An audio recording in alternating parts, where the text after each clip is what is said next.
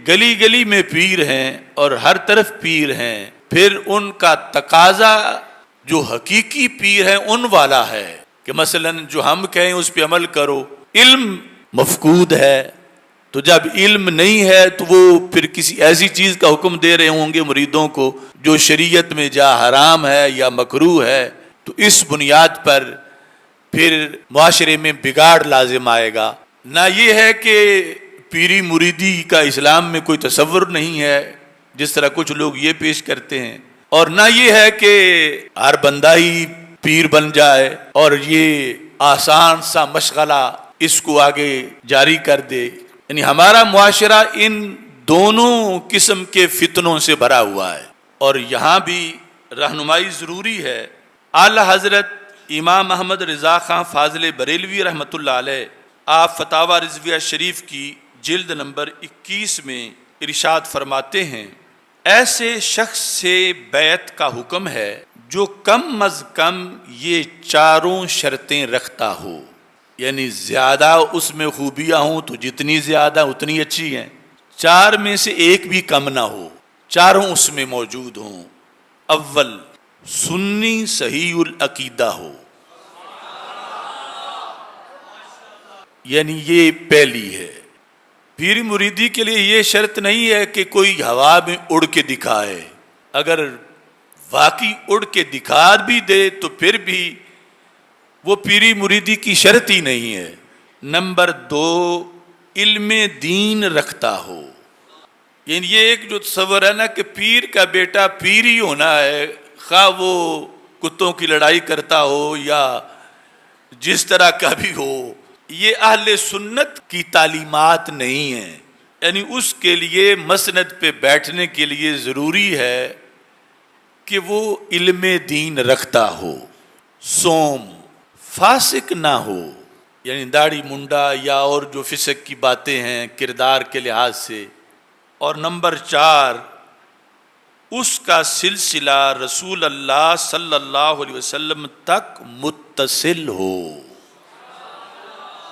کہیں بھی درمیان میں انفصال نہ ہو، یعنی کڑی سے کڑی ملی ہوئی ہو رسول اکرم صلی اللہ علیہ وسلم کی ذات گرامی تک، خواہ وہ سرکار سے جا کر کسی صحابی کے ذریعے ملے، لیکن سلسلے کا متصل ہونا ضروری ہے۔ تو یہ چار شرائط اعلی حضرت امام احمد رضا خان فاضل بریلوی رحمۃ اللہ علیہ نے فتاوی رضویہ شریف میں بیان کی ہیں، تو معاشرے میں ان شرائط کا بھی ابلاغ کرنا چاہیے، کیونکہ گلی گلی میں پیر ہیں اور ہر طرف پیر ہیں، اور پھر ان کا تقاضا جو حقیقی پیر ہے ان والا ہے کہ مثلا جو ہم کہیں اس پہ عمل کرو۔ علم مفقود ہے،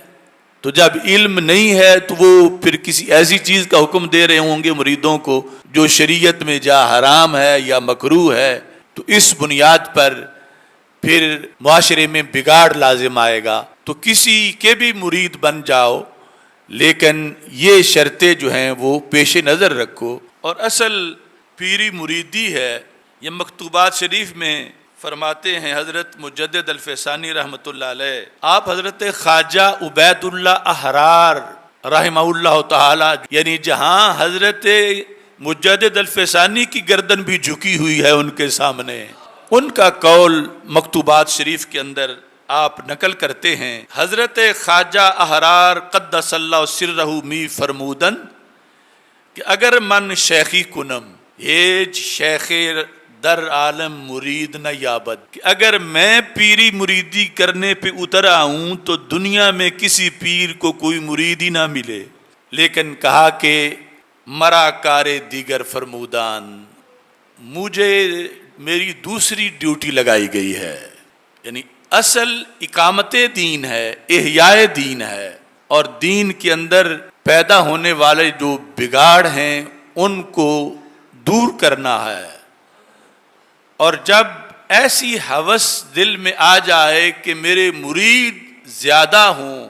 اور اس کے نتیجے میں امر بالمعروف اور نہی عن المنکر میں فرق آ جائے، اگر میں نے یہ کہا تو یہ بات لوگوں میں پسند نہیں کی جائے گی تو وہ میرے قریب نہیں آئیں گے، اگرچہ سرکار نے فرمایا ہوا ہے کہ تم پہ فرض ہے کہ یہ بیان کرو، تو پھر ایسی کئی چیزیں درمیان میں آڑے آتی ہیں۔ کثرت مریدین کا جب شوق ہو جائے تو حضرت خواجہ عبید اللہ احرار رضی اللہ تعالی عنہ نے فرمایا، ویسے تو میں پیری مریدی کروں تو کسی اور پیر کو کوئی مرید ہی نہ ملے،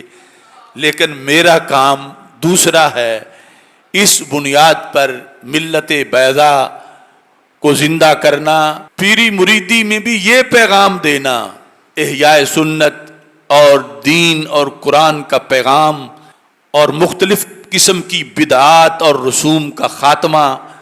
تاکہ اصل اسلام کی جو تعلیمات ہیں